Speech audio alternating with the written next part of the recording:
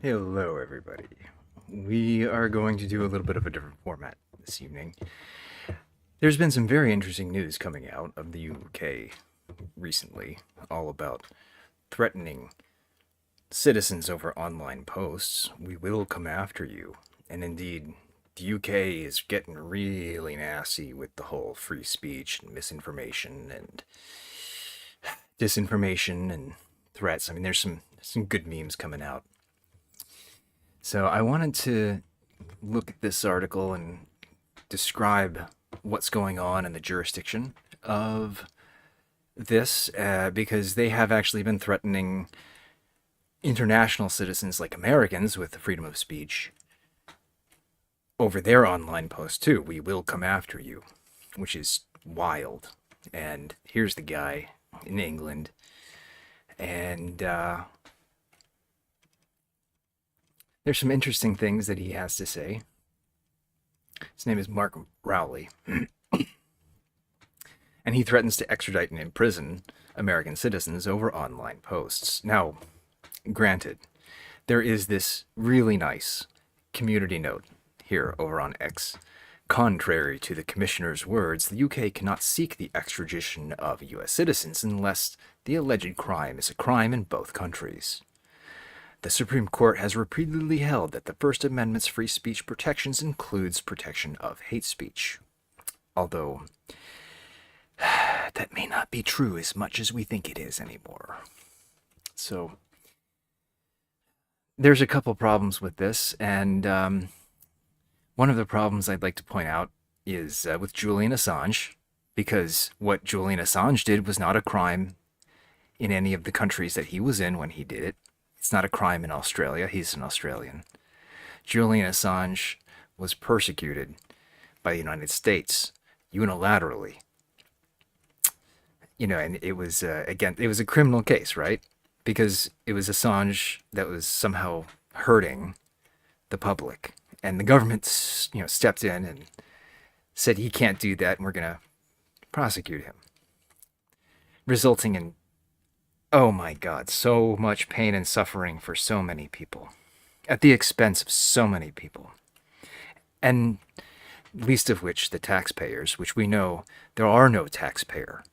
There are no taxpayers. Taxpayer money is a myth. I have a full episode on that. You should check that out. I'd bring that up, but that's not what this is about. So Julian Assange, of course, was prosecuted for a crime in the United States that was not a crime elsewhere. And in other words, the United States set the precedent that it doesn't need to be a crime in both countries, obviously, right? So that's a bit of a problem, because I don't think this community note necessarily is as accurate as people think it is. And yeah, we can look at the Washington Post link, but I have some better stuff to point out. So over here, yes, Assange finally free. He admitted, long enough, guilty. We're done. So good stuff has been happening over there. I'm very glad that it's coming to an end. And one of the really crazy things is about Julian Assange is 14 years prosecuted by the United States and the United Kingdom.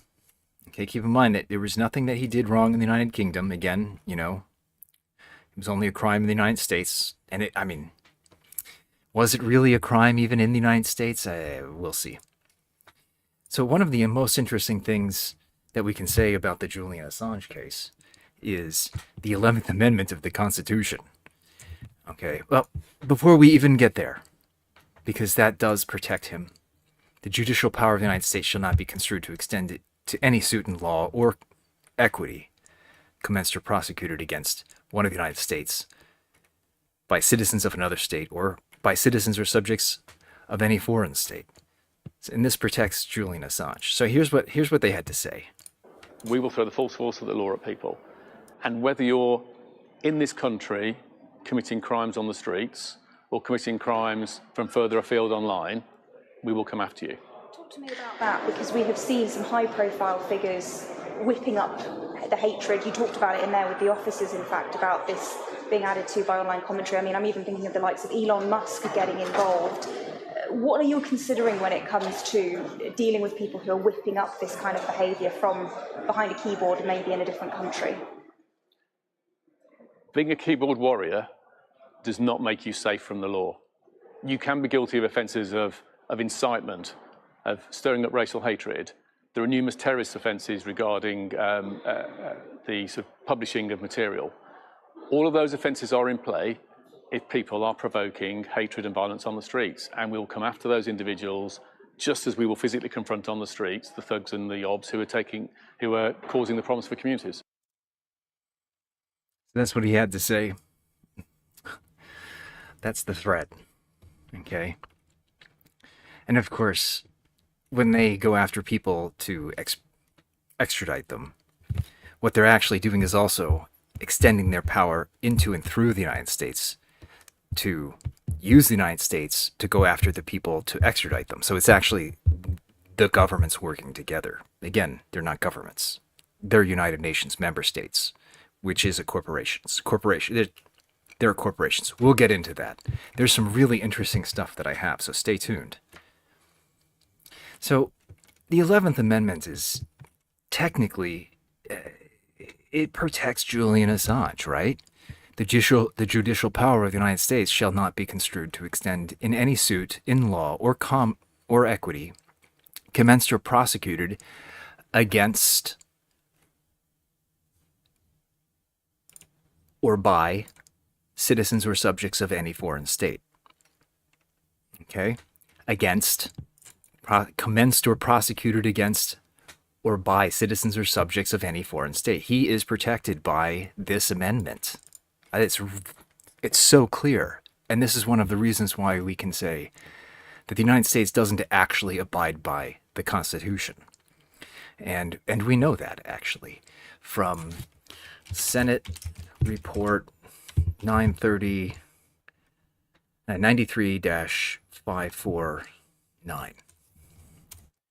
This is an absolute crazy report, because it says that we are still under emergency powers that undermines the Constitution and what it does. Very, very crazy stuff. I suggest you check this out. I plan on doing an episode at some point on just this Senate report itself. So the Constitution doesn't apply, but there's two aspects to this that I find to be extremely interesting that I wanted to document in this stream that I think people should know about. And it comes down to, the first thing doesn't necessarily have to do with Julian Assange, and the second thing does. These are two very important points, especially for U.S. citizens and citizens or nationals of the various states, state nationals. Yeah. The first is right here. The United States is a foreign corporation with respect to the states. And the way that applies is the states are actually a foreign state. Let me put it like this. The United States is a foreign corporation. The United States government is a foreign corporation, a foreign state with respect to the actual 50 states. Okay? Now, they did a lot of weird stuff with incorporating the states, and when they incorporated the states, they fell under federal jurisdiction. So that was one of the ways that this foreign corporation has usurped the power of the states. And one of the most interesting things about the way that the foreign state, the foreign corporation called the United States, gains jurisdiction over state people, and not just U.S. citizens, is when we go to court, zip codes are basically used to gain federal jurisdiction that is not had. Let me put it like this.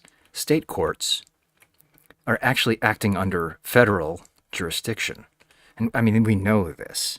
One of the reasons why we know this is because state courts point to federal jurisprudence and rulings and decisions, within their own state courts, which means the jurisdiction has to be the same in order for those to apply, which is very, very interesting in and of itself. So it's almost like there are federal-based state courts rather than just simply state courts. And the way that they do that is with a zip code. And we know that a zip code is not actually a part of an address. I documented that in episode 18, The Taxpayer Money Myth, very briefly. And I'm going to go over that a little bit here. As you can see, the address of the principal executive office does not actually include an address, right? Like, do you see this? Well, 420 Montgomery Avenue, San Francisco, California. Okay, that's the address. The zip code is not actually part of an address. And we know this as we see from the Securities and Exchange Commission Form 10K, that every single corporation, major corporation in America is required, public company is required to file every year. It's an annual report. And this is not unique. We know that the address doesn't have a zip code because this is not the only one. And I go through on my blog here, you can see the title, Wells Fargo 10K filings proves U.S. zip codes are not used for addresses. And, here is the Wells Fargo and Company Form 10K Securities and Exchange Commission form. I mean, this is definitive proof right here that zip codes are not actually part of an address. So when court cases start using an address with a zip code that's not actually part of an address, it grants federal jurisdiction. The zip code is a district, okay? You can see right here under 26 CFR 1.1-1C, a zip code is a numerical code that identifies an area within the United States, which is, like I said, it's only found, the United States is only in Washington, D.C., and its territories, the territories being Puerto Rico, Virgin Islands, Guam, Marianas Islands, not the 50 states, technically. Okay, so zip code is what places the person, special term. The zip code is the thing that places the person within an area of the United States, which is the legal fiction. That's how they get federal jurisdiction, is by using a zip code. I mean, it's right in law. We know it's right there. It gets very interesting. Like, here's some suggestions on how to get around that. Now, I'm going to scroll down here, and you can see here, Apple. Address, 1 Infinite Loop, Cupertino, California. Zip code. It's in a different area, right over here, 95014. And you can see an IRS EIN number is not a part of an address. It's the reason why it's labeled separately. Okay? Again, Goldman Sachs. Address, 20 West Street, New York, New York. Zip code, all the way over here. Okay? Zip code, not a part of an address. Not a part of an address. And I have spoken with prosecutors for cases. Like, I have spoken directly to county prosecutors. And they have told me specifically, you have to include a zip code with an address for a court case. Why? Because this is what they're doing. Okay? They're not telling us that this is what's going on. It's so screwy. JP Morgan Chase, address, zip code, different. Citigroup, address, zip code, different. Morgan Stanley, address, zip code. Okay, and it's included over here in Morgan Stanley because of the fact that you can see address of principal executive offices, including zip code. Okay, so as you can see, address needs to say it includes the zip code for it to be a part of the address. It is a presumption. The zip code is a presumption. That is it. And you can look this up. It's in the DMM, the Domestic Mail Manual. And in the Domestic Mail Manual, they do actually talk about how addresses don't have zip codes when it is called a simple address. U.S. Bank Corp. Address. Where's the zip code? Yeah, there it is. Address and zip code. Separate. PNC Financial Services Group. Address, zip code. Capital One. Address, zip code. Are these enough examples for you? I hope so.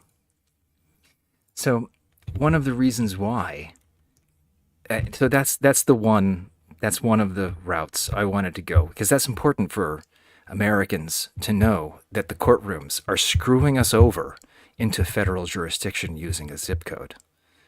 It is one of the worst frauds and scams being perpetrated upon all Americans across the entire country. This is unacceptable that this is taking place when we are foreign to the United States.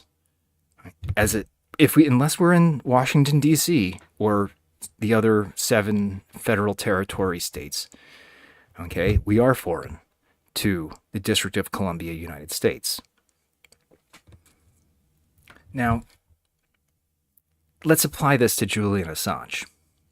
One of the craziest things here is, yes, this does also protect Julian Assange, and we are going to get back to the freedom of speech because this is so critical.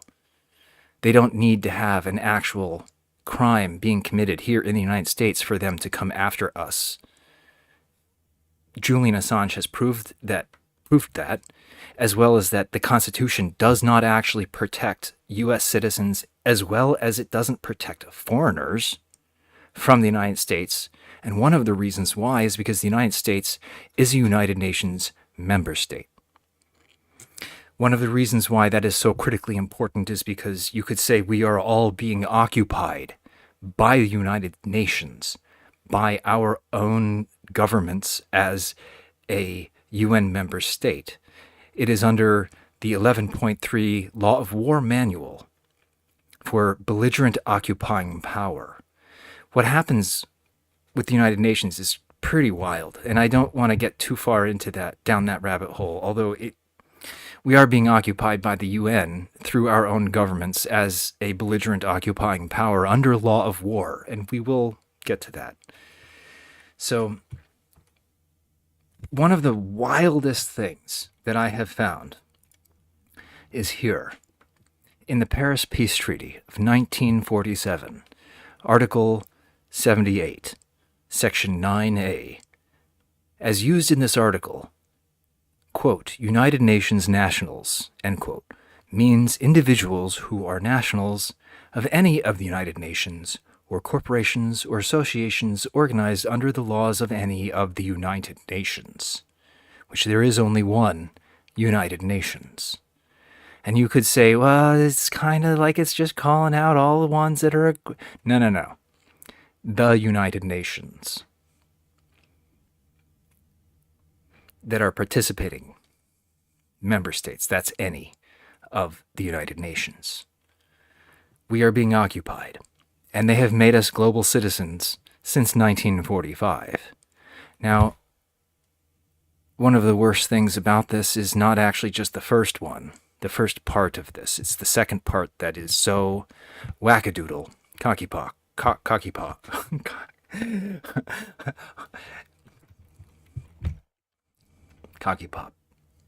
The term United Nations nationals also includes all individuals, corporations, or associations which, under the laws in force in Italy during the war, have been treated as enemy. Which is wild, because all they really need to do is call everyone on the planet an enemy of the state. And then suddenly we are United Nations nationals, which is, I know that sounds wild, but you can look it up. The Civil War from the United States is still taking place. It's a mercenary war. It's an illegitimate war. It's not even a war. It's simply a mercenary conflict. Lincoln said that we cannot legitimize the South, because if we do, then we are recognizing them as a legitimate state. So let me put it like this. You've probably heard this, although some people have not, which is that the Civil War never ended. The Civil War not ending is encoded in United States Code as the Lieber Code.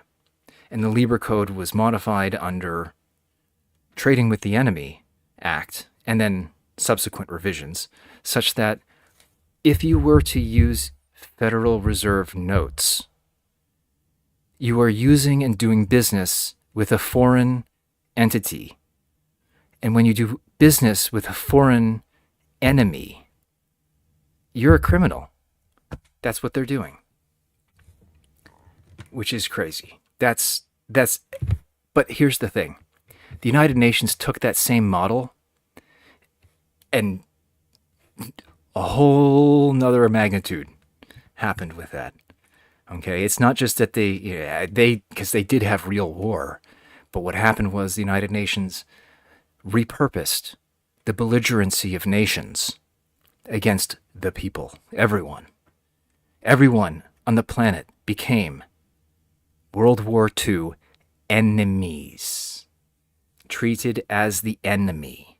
Okay, and how that plays in here is very interesting, because as soon as you say subjects and citizens of a foreign state, guess what? The United Nations is the state.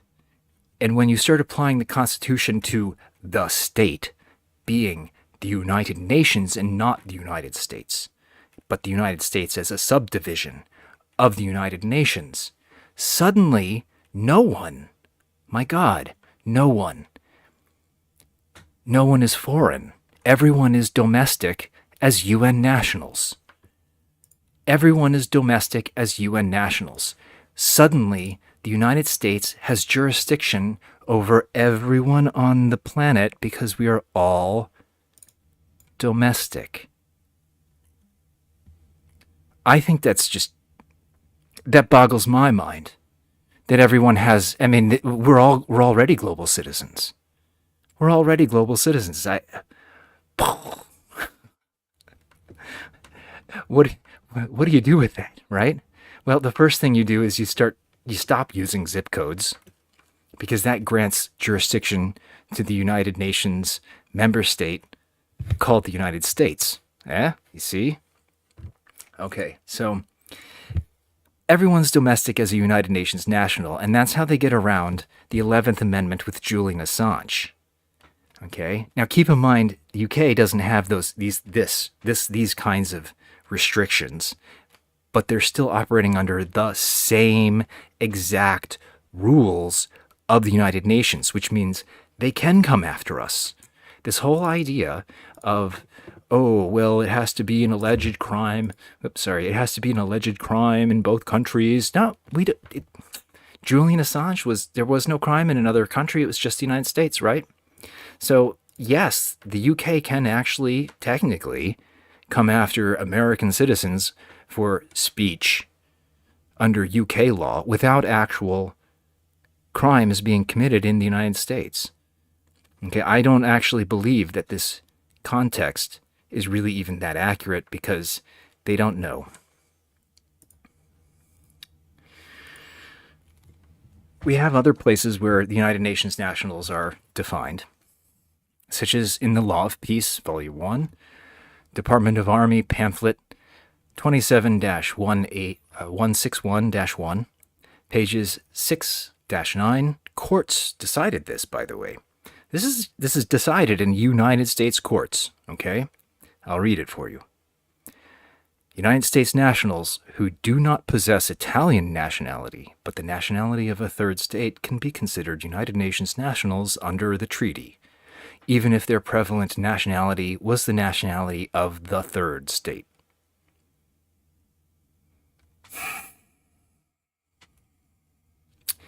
This boggles my mind. Even in the Law of Peace, they're talking about United Nations nationals here, right? United Nations nationals under the treaty. Okay, we are already global citizens. This happened back in 1947. 1947. This is how it. This is it. This is one of the most important things to explain what is going on right now. Okay, I didn't really want to get into this, but I do think it is important to at least get this out there a little bit. The United States border crisis, one of the reasons why the government is not treating it like a crisis is because the illegals who are flooding over the border from Mexico, I kid you not, the illegals are just as much United Nations nationals as U.S. citizens. That's how they can vote in America. Even though they're, quote, illegal, they're not. They're just as much United Nations nationals as we are. Everyone. And there's ways of there's like one way of getting around this, okay? And I don't even know if I'm going to get to that in this stream, but we will eventually get to that point. So, when we talk about a United Nations national being an enemy, okay, we're talking about the United Nations repurposing the belligerency of nations against everybody on the planet as an enemy, which means that statutes themselves are actually war crimes for United Nations nationals. Okay? Statutes are war crimes. And we know that statutes are war crimes because every American court, almost everyone I've seen, has a gold fringe flag. That's pretty wild. And we are going to get into that because a lot of people don't know that the gold fringe flag in a court actually designates it as a military courtroom, as a military tribunal operating under law of war, guilty until proven innocent. We see that. This whole innocent until proven guilty is actually, it's a benefit. Okay, you don't get that benefit unless they grant it to you. And in most instances, they do grant that, which means it looks like there is law of peace with innocence until proven guilty. But of course, they can revoke that at any time.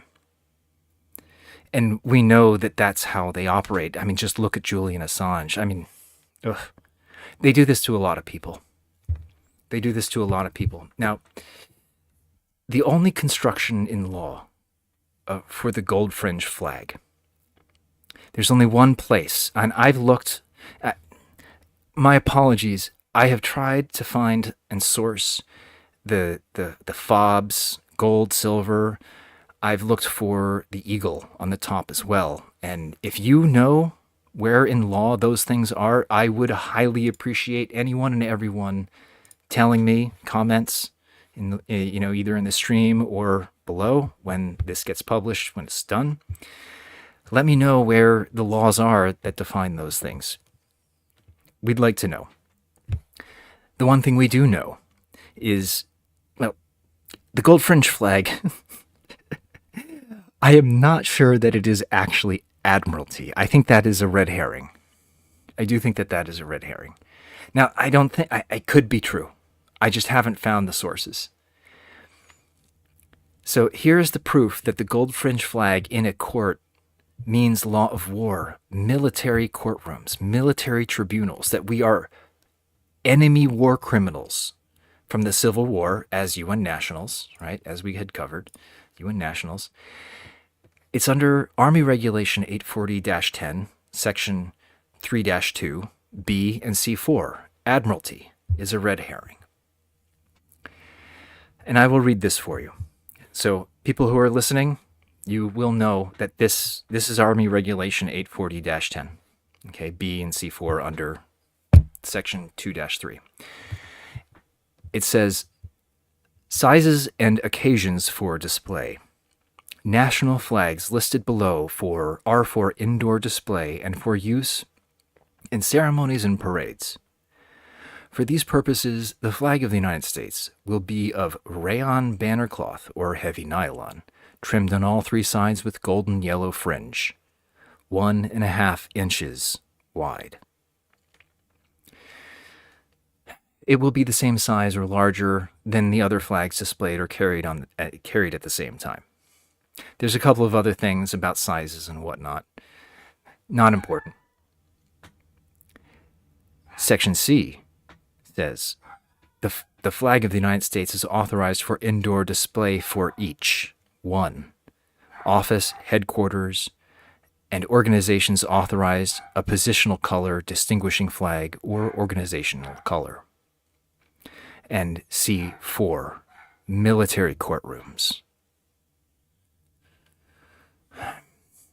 This is how we know that they are operating military courtrooms posing as civilian courts.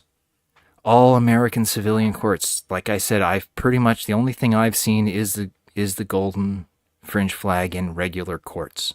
We'll see that shortly. But it is also against, it is because they treat us as United Nations nationals, as enemies. Here is one of the most interesting things about this whole military courtroom gold fringe flag. I want to bring up an actual military courtroom and show you the flags in a DoD military courtroom that have the yellow fringe.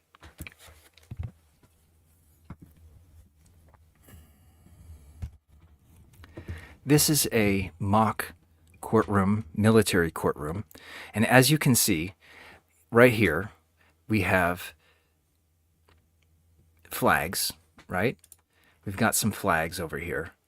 This is actually, this right here is a real one. I believe this might be a real one. I mean, it may actually just be I think this is a mock. This is a mock-up. As you can see, I think they just say that this is a mock trial. Regardless, even as a mock trial, you can see these mock trials take place in actual military courtrooms so that they can do photo ops and train people.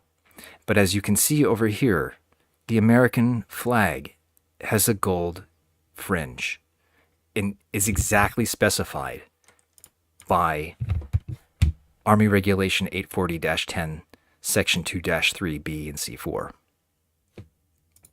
Okay? We've got that. One of the most interesting things, of course, and I'll point this out to you. Title 2, Title 1, United States Code, Section 4. Is it Section 4? No, sorry, 4 United States Code. Yeah, there we go. There we go. Yeah, my bad. Title 4, United States Code, Section 1. Flag, stripes, and stars on. I'll read this for you because this is the real United States flag right here. You know, civilian. Okay, this is the flag they would have in our courtrooms if they actually had law of peace, if they didn't make us enemies, if they weren't operating under law of war. This is a law of peace flag of the United States Corporation. Title 4 United States Code, Chapter 1, Section 1, flag, stripes and stars on, and I'll read that. The flag of the United States shall be 13 horizontal stripes, alternate red and white, and the union of the flag shall be 48 stars, white in a blue field. Do you see anything about a gold fringe? No. There is no gold fringe here. This is the only legitimate flag that should be in any of the American courts, least of which the United States Supreme Court, by the way, which, if you do look into it, the United States Supreme Court flags do actually have gold fringe on them. Okay, so it's not just state courts. Federal courts have gold fringe.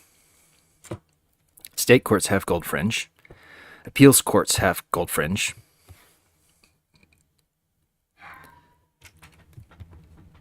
Family courts have gold fringe. There's a bunch of this crazy stuff. I don't know if you can hear my dog barking.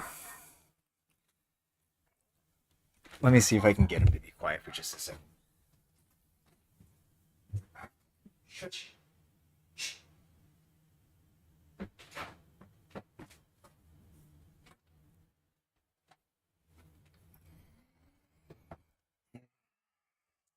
Excuse me. The dog is a bit deaf and blind. He's a bit inbred. Not exactly the brightest bulb, but we love him anyway. Great dog. So this is a mock trial in an actual military courtroom, and as you can see, gold fringe flag. And all of the regular courtrooms in America for civilians also have the same. Why? Because they are treating everyone as United Nations nationals, which are being treated as enemies. We are all declared enemies of the state. And as we can see, one of the more interesting things about this, about being a United Nations national, is that is how the United Nations Declaration of Human Rights gets applied to us. Okay, I really need to do a series of episodes on this alone, because the Universal Declaration of Human Rights is a crazy document. It's if you will, let's call it the charter for these United Nations nationals, and United Nations nationals are legal identities that are persons, which is a code word. Okay, in and of themselves, they're persons in and of themselves that are not real people. Okay, this whole term of human, they are calling legal fictions. The human is a legal fiction term. Okay, it would be the same thing as if you said Harry Potter was a human person. Okay, and Harry Potter is a human person. And it would be crazy for Daniel Radcliffe to confuse himself as if he actually were Harry Potter. And yet that is what they're doing. The Harry Potter character is human. And so when we call ourselves human or persons, I'm a person, I'm a human person, what you're actually doing is you are actually saying, I am a United Nations national. As a person. And as a person, you have these rights. You are granted these rights. And one of the wild things is Article 8 and Article 10. Article 8 and Article 10 apply directly to tribunals. Okay, I'm going to read the United Nations Universal Declaration, Article 8. Says, everyone has the right to an effective remedy by the competent national tribunals for acts violating the fundamental rights granted him by the Constitution or by law. Of course, the problem is that the Constitution does not grant rights. Okay, so the only rights that we have as a United Nations national in these gold fringe flag courtrooms, posing as our civilian courts, okay, we don't have rights granted to us by the Constitution. The Constitution protects our rights from the United Nations, but it doesn't apply to the United Nations anymore. That's a part of the problem. And so when they say in Article 8, everyone has the right to an effective remedy by the competent national tribunals, tribunals are not courts. Tribunals are courtrooms. Where was that? Here it is. Tribunals are courtrooms. There it is. Tribunals are military courtrooms. That's the problem. We don't have courts. One of the big problems we have with the term courts in America is if you call something in the corporate name, like the name of the corporation is, the such and such court. It doesn't make it a court. Okay, you can call a business import. We do textile import. It's like import ABC. But if you don't actually import anything, then it's just a name. Okay, so all of the civilian And civil courts in America are basically posing their corporate names as district courts, circuit courts. Those are corporate names that don't actually say who or what they are. They are deceiving us with these names and labels. They should be called district courtrooms. They should be called tribunals.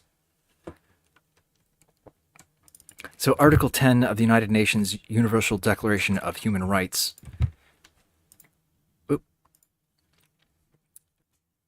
says, everyone is entitled, entitled is a special keyword, everyone is entitled in full equality to a fair and public hearing by an independent and impartial tribunal in the determination of his rights and obligations and of any criminal charges against him. Again, we're encoding military tribunals into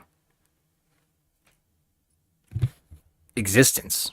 You know, we don't have civilian law of peace courts. Again, everyone has a hearing by military tribunals. That's a right for a United Nations national as an enemy. You have a right to law of war. Okay? And they've hijacked every American court, including the United States Supreme Court, which is the reason why we aren't seeing the Constitution in these places. Again, fundamental rights granted to him by the Constitution or by law. Law doesn't grant rights, it grants permissions. It has permits. They don't do law. They don't do rights by law. Law doesn't grant rights. You can't grant rights. You're given a permission. And we know that the United Nations operates under law of war, under the same thing as here. Okay, from the Law of Peace, Volume 1, 1979, Figure 1. The United Nations and all member states operate under law of war. And as you can see, this is Figure 1. International law has two sides, private and public. You, me, we, people, we are on the private side. We are on the private side. The public side is where United Nations nationals sit. And under law of war, we have, under conflict management, we have the United Nations Charter. And almost all of the United States regulations and operations occur under Hague Conventions, which, as you can see, are rules of hostility against us. Geneva Conventions are against us. Customary law of war is being operated against us. All of these other things under law of peace, nature, source, evidences, the state system, jurisdiction, jurisdictional immunity, nationality, state responsibility, international agreements, international organizations, jurisdictional arrangements overseas, all of that went out the window in 1945.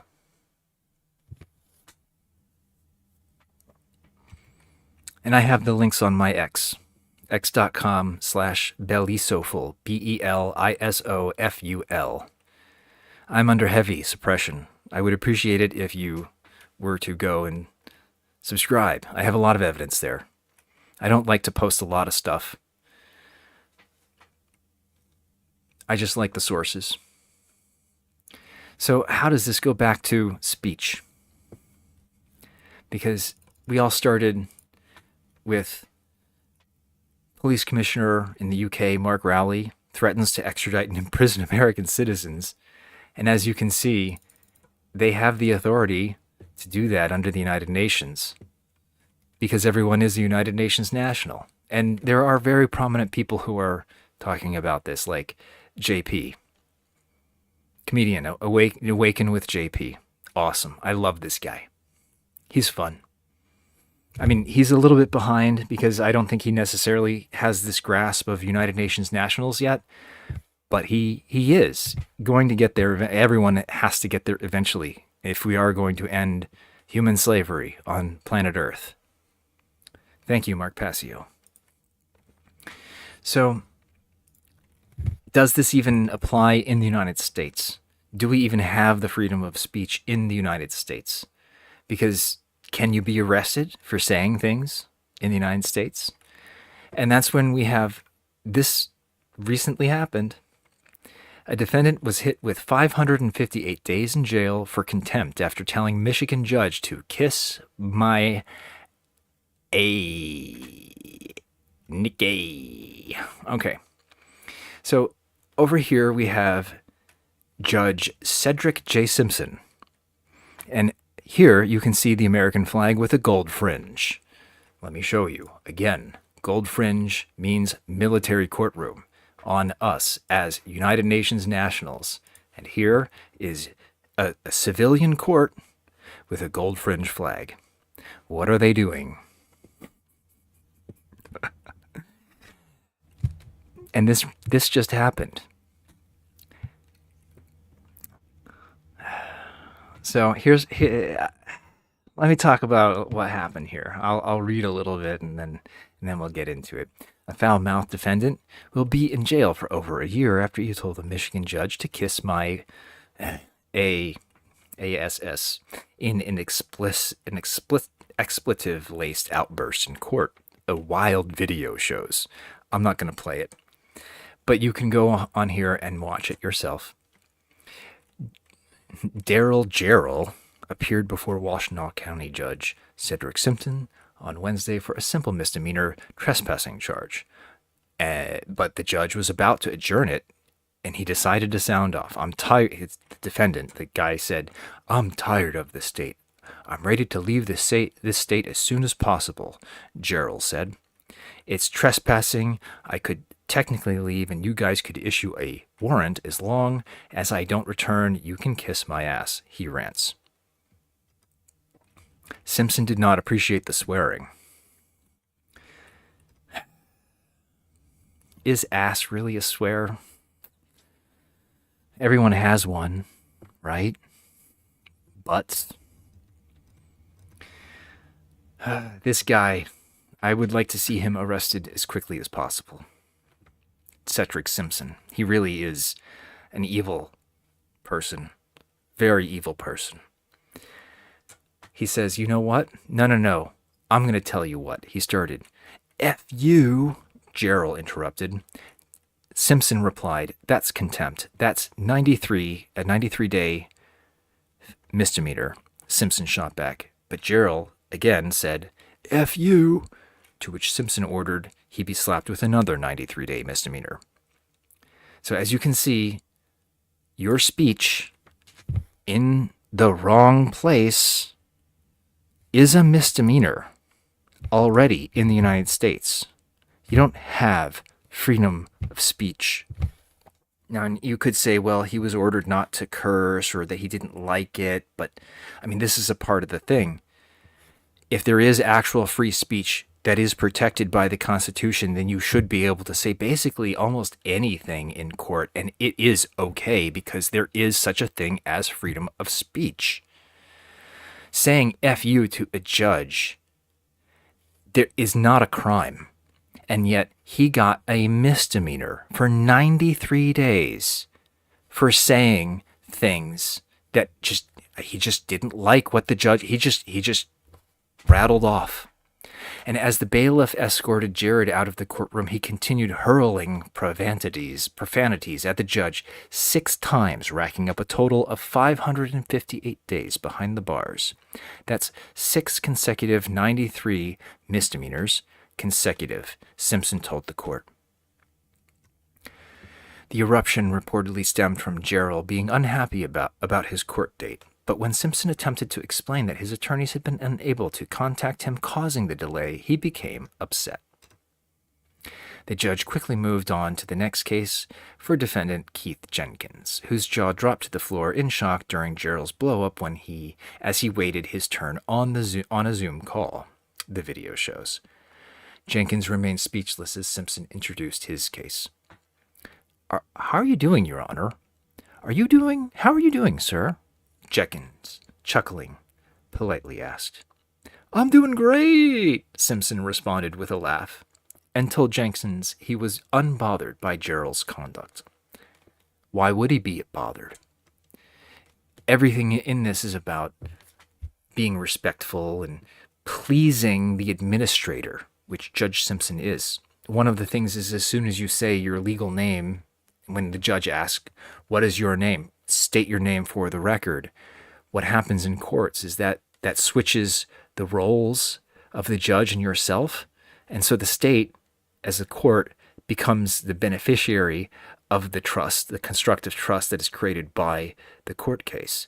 And then they can start holding you as trustee accountable for being so ignorant.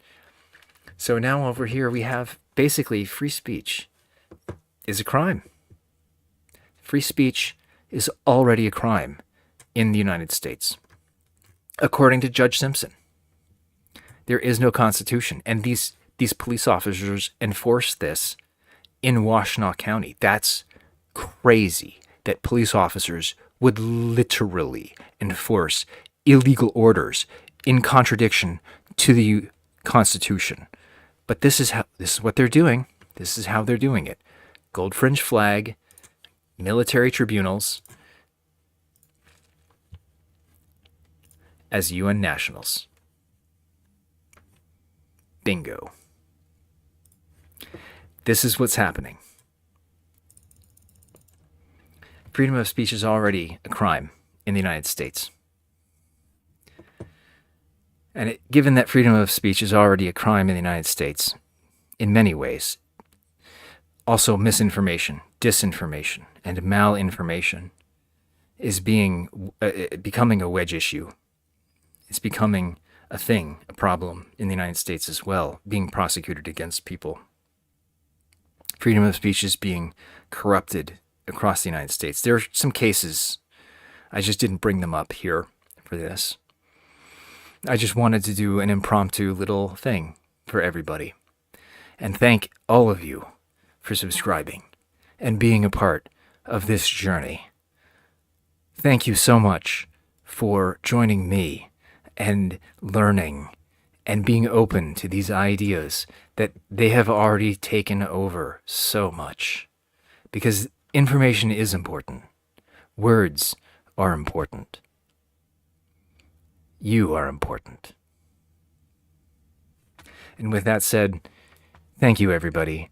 Thank you for coming along. Thank you on this journey. And if you like this stream, click the like button and hit that sub. God bless you. God bless everybody.